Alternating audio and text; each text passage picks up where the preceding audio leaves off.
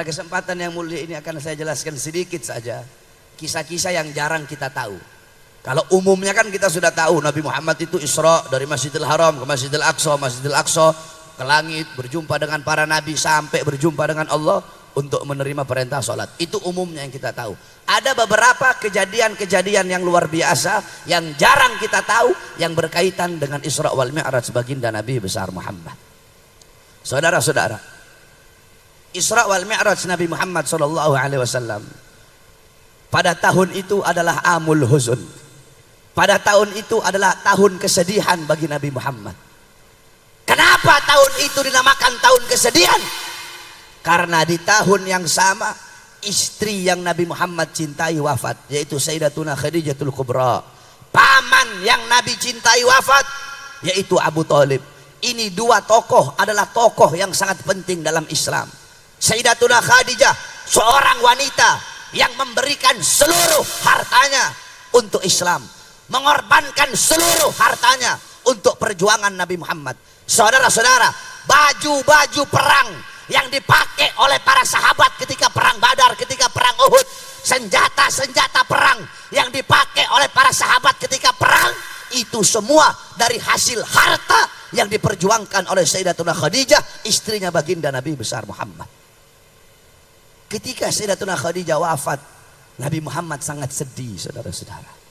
Sebelum Sayyidatuna Khadijah wafat, Sayyidatuna Khadijah berkata kepada anaknya Fatimah, "Wahai Fatimah, tolong kamu mintakan kepada ayahmu satu saja pakaiannya untuk jadi kain kafanku." Kenapa tidak kamu langsung, wahai ibu? Kenapa enggak kamu langsung yang minta kepada ayah? Kata Sayyidatuna Khadijah apa? "Aku malu wahai anakku, aku malu kepada Rasulullah, kamu saja yang minta." Ketika Siti Fatimah pergi ke Rasulullah, apa kata Rasulullah? "Wahai Khadijah, kamu selama ini mengorbankan seluruh harta kamu untuk Islam. Kenapa kamu cuma minta cuma minta jubahku? Jangankan jubahku, seluruh yang ada dalam Islam semua adalah milikmu wahai Khadijah." Sayyidatuna Khadijah wafat.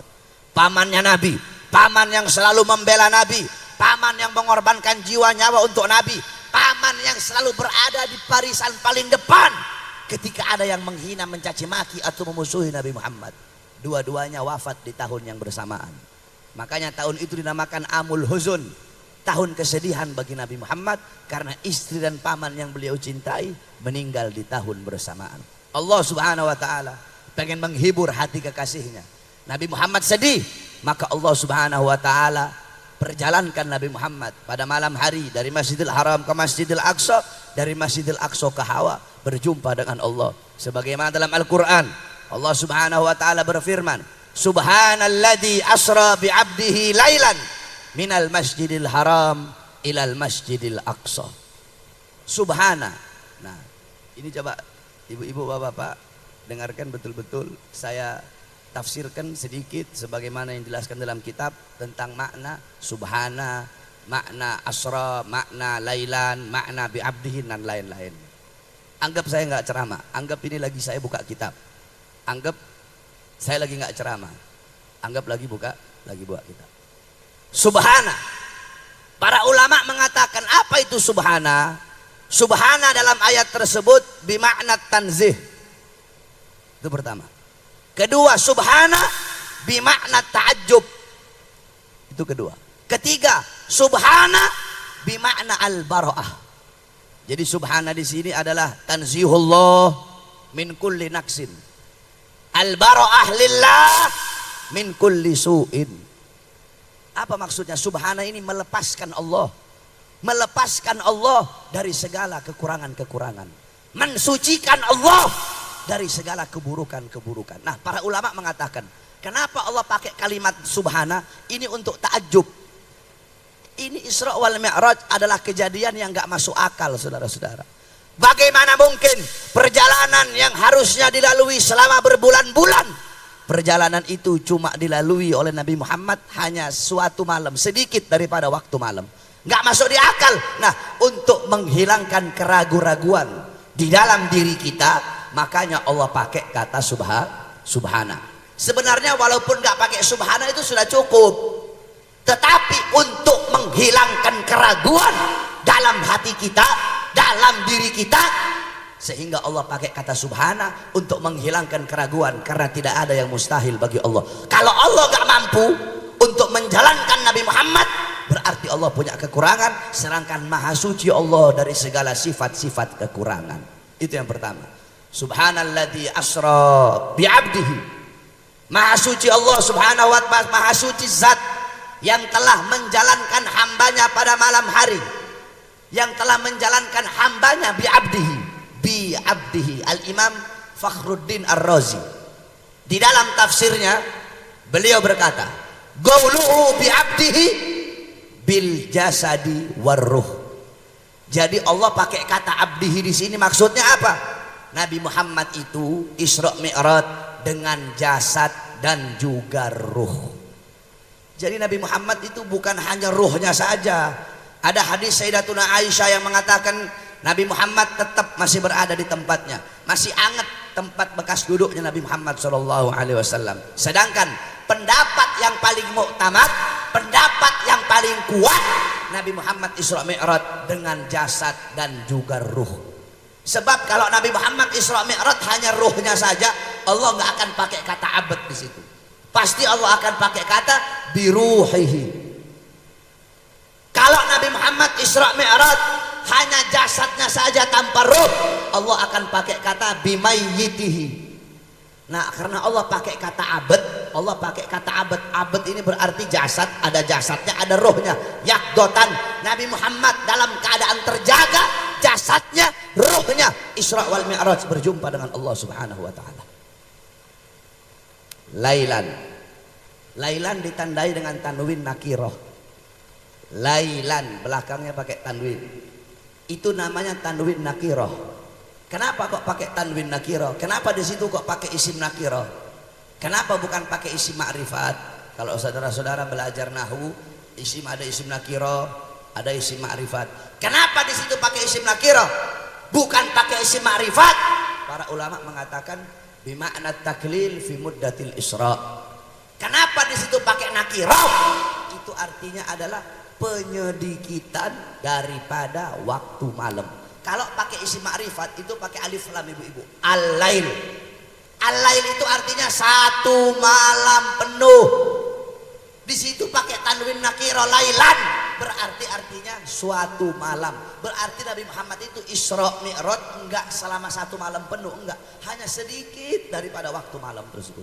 Bisa 2 jam, bisa 3 jam, bisa 4 jam, bisa 5 jam, bisa 6 jam. Yang penting Nabi itu enggak satu malam penuh Isra Mi'rajnya. Hanya sedikit daripada satu malam penuh itu, hanya sedikit waktu dari satu malam penuh itu Nabi Muhammad Isra wal Mi'raj. Maka di situ pakai lailan. Minal Masjidil Haram ilal Masjidil Aqsa. Nabi Muhammad Isra Mi'raj dari Masjidil Haram ke Masjidil Aqsa. Ini 2 tempat adalah 2 tempat yang mulia, 2 tempat yang agung.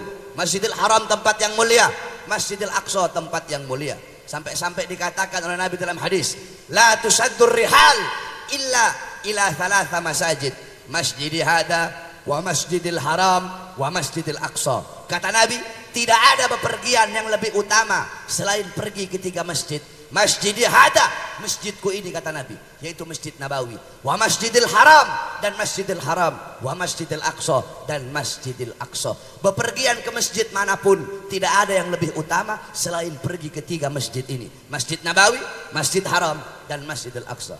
Makanya beruntung sahibul hajat mau pergi safar, mau pergi umroh, injak Masjidil Haram, salat di Masjidil Haram, beruntung. Kenapa?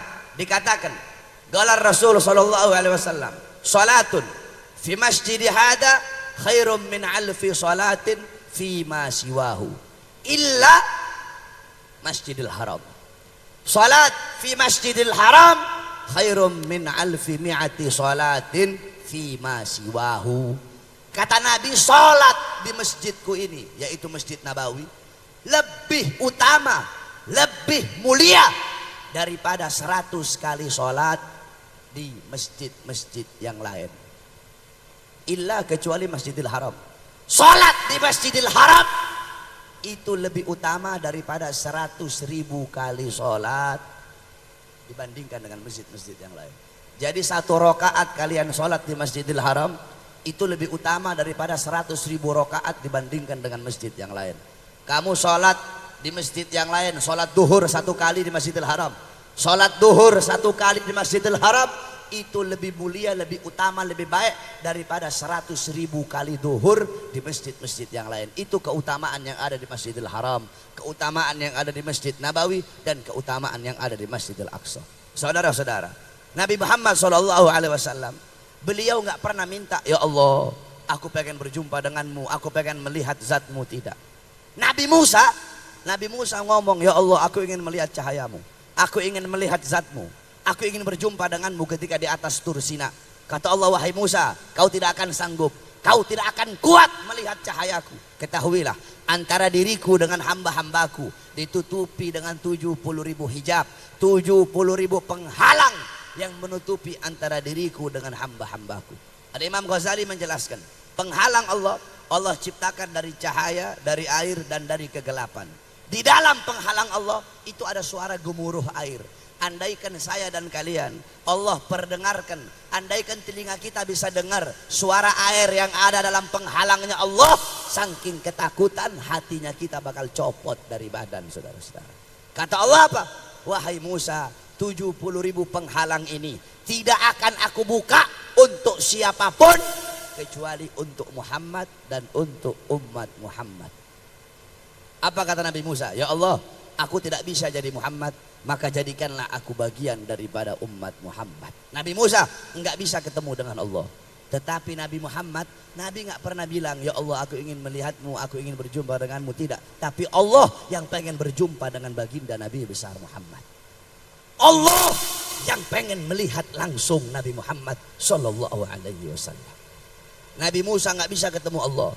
Malaikat Jibril enggak bisa ketemu dengan Allah Subhanahu Wa Taala. Tetapi Nabi Muhammad, jasadnya, ruhnya, bahkan sendalnya berjumpa dengan Allah Subhanahu Wa Taala. Sendalnya Nabi ketemu dengan Allah. Sampai-sampai ulama bilang, siapa yang lebih mulia? Jibril atau sendalnya Nabi yang lebih mulia? Jibril nggak bisa ketemu langsung dengan Nabi Muhammad. Nabi Muhammad sendalnya ketemu dengan Allah Subhanahu Wa Taala. Ketika itu Jibril berkata, ya Rasulullah, tugasku cukup sampai di sini. Ketika Rasul sudah mau ketemu Allah nih waktu Mi'raj, tugasku cukup sampai di sini. Aku tidak bisa meneruskan perjalanan. Kata Rasulullah, la yatruk khalila wahai Jibril. Ya Jibril, tidak akan meninggalkan kekasih itu kekasih wahai Jibril. Kamu dari awal menemani aku, kenapa sampai sini kamu tinggalkan aku? Kenapa kamu gak temani aku berjumpa dengan Allah? Kata Jibril, tugasku sampai di sini. Aku tidak bisa meneruskan perjalanan. Kalau aku berjumpa dengan Allah, aku akan musnah, hancur, binasa aku. Kata Rasulullah, wahai Jibril, bukankah kamu Allah ciptakan dari cahaya? Kamu dari cahaya, kok bisa kamu hancur? Kata Jibril, ya Rasulullah, aku dari cahaya Allah ciptakan, tapi aku bukan bagian dari cahaya Allah. Kamu, Allah ciptakan kamu dari cahaya, tetapi kamu adalah bagian dari cahaya Allah. Khalaqa min nurih. Nabi Muhammad diciptakan dari cahaya Allah Subhanahu Wa Taala. Logikanya begini, kalau kamu nggak paham bahasa saya, begini aja. Ibu-ibu tahu matahari? Tahu matahari? Tidak ada satu benda apapun yang bisa nyampe ke matahari kecuali cahaya matahari itu sendiri. Itu kalau kamu belajar ilmu-ilmu apa namanya itu kalau begitu-begitu, IPA ya. Kalau kamu belajar ilmu-ilmu begitu, itu planet, andaikan ini planet dekat sama matahari, belum nyampe ke matahari udah hancur di bumi. Planet Mars, semua bintang, nggak ada yang bisa nyampe ke matahari. Asal mau nyampe ke matahari, hancur. Terus yang bisa nyampe apa? Cahaya matahari itu sendiri yang bisa kembali kepada sang matahari. Matahari waktu terbit, keluar cahayanya kan? Keluar cahayanya. Nanti pas udah terbenam, yang kembali ke matahari apanya? Cahayanya yang kembali. Enggak ada satu benda apapun yang bisa nyampe kepada matahari kecuali bagian dari cahaya matahari itu sendiri. Nah, Allah tidak ada yang bisa nyampe langsung berjumpa dengan Allah kecuali bagian dari cahaya Allah sendiri. Siapa bagian dari cahaya Allah? baginda Nabi besar Muhammad. Paham nggak? Kalau nggak paham datang belajar ke pondok sana. Terlalu kalau masih nggak paham juga. Jadi itu, ya Nabi Musa nggak bisa ketemu Allah. Nabi sendalnya ketemu dengan Allah Subhanahu Wa Taala. Kenapa sendalnya Nabi jadi mulia? Sendalnya Nabi jadi mulia karena menyatu dengan sesuatu yang mulia. Padahal sendalnya Nabi dari kulit biasa. Sendalnya Nabi dari kulit. Tapi kenapa kulit itu jadi mulia? Nah, ibu-ibu, kalau kulit dibikin dompet seumpama, bisa nggak taruh di kamar mandi? Dompet bisa taruh di kamar mandi? Bisa. Megang dompet nggak punya wudhu, bisa nggak? Tapi coba itu kulit jadi sampul ayat suci Al-Quran. Ketika kulit itu jadi sampul daripada ayat suci Al-Quran, boleh nggak taruh di kamar mandi? Megang boleh nggak? Dipegang kalau nggak punya wudhu boleh nggak? Nggak boleh megang kalau nggak punya wudhu, harus ditaruh di tempat yang tinggi. Padahal sama-sama kulit. Tapi kenapa kulit jadi mulia? Kulit itu jadi mulia karena menyatu dengan sesuatu yang mulia, yaitu Al-Quran. Begitu juga sendalnya Nabi Muhammad. Sendalnya Nabi jadi mulia karena menyatu dengan sesuatu yang mulia. Siapa? Apa? Kakinya baginda Nabi besar Muhammad Sallallahu Alaihi Wasallam. Sampai Al-Imam dalam kitab Al-Mawahib Al-Laduniyah, Al-Imam Al-Qastallani, beliau berkata, aku menyadari begitu agungnya pancaran cahaya dari sendal Nabi Muhammad, sehingga aku taruh sendalnya Nabi di atas kepalaku, kata Imam Qastallani. Sendalnya Nabi, terompahnya Nabi, aku taruh di atas kepalaku bagaikan mahkota untuk mengharapkan keberkahan dari sendal Nabi Muhammad. Makanya saya nggak setuju itu. Banyak dijual di online kan, sendalnya Nabi Muhammad. Ya, sendalnya Nabi buat di atas kepala. Ada itu perumpamaan sendal Nabi, banyak yang jual itu. Jual sendal mirip sendal Nabi Muhammad. Kamu nggak punya adab sama Nabi Muhammad. Para ulama gambar sendalnya Nabi mereka taruh di atas kepala. Makanya kalau gambar-gambar terompa ada kan di peci-peci tuh, Habib Umar, kayak begitu tuh. Sendalnya Nabi, gambar sendal Nabi taruh di atas kepala. Bukan kamu bikin sendal juga terus kamu injak-injak kamu pakai. Nggak ada adab itu sama Nabi Muhammad SAW.